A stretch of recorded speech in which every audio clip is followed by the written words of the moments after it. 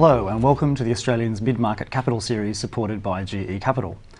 My name is Adam Crichton and this is the third of three panels that are looking at the challenges and opportunities arising in various parts of the mid-market sector. In this final panel, we'll be looking at the food and beverage sector. And to do that, I'm joined by four experts here in the studio. We have Gary Dawson, the CEO of the Australian Food and Grocery Council. We have Ben McKee, the CEO of Capilano Honey. John Barilano, the New South Wales Parliamentary Secretary for Small Business. And finally, we have Ross Dawson, who is an Executive Director at GE Capital. Now, Ross, I'm hoping that you can give us a relatively bird's eye view of the industry, where the growth is and where the challenges are.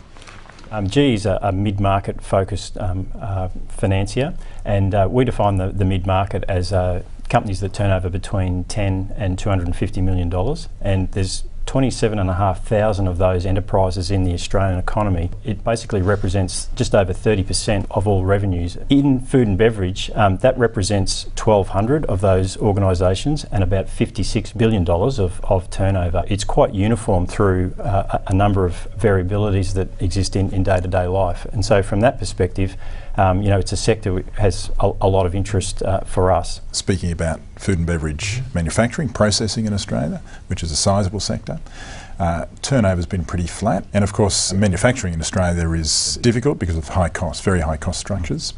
And the high dollar making imports cheaper exacerbates that.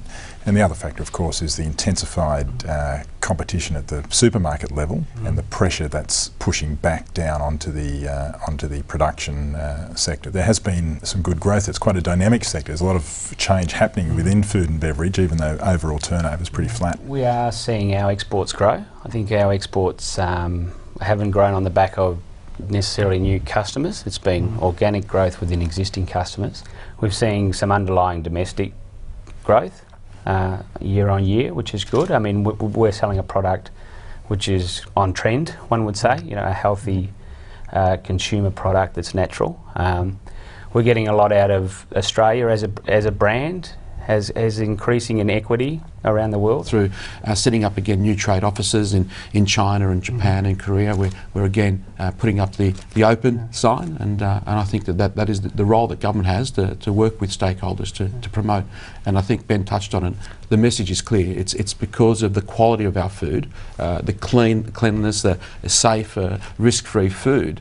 And that is something that government actually has a major role to make sure that that our aquifers, our waterways, our land is protected for prime agriculture, and that message isn't actually diluted.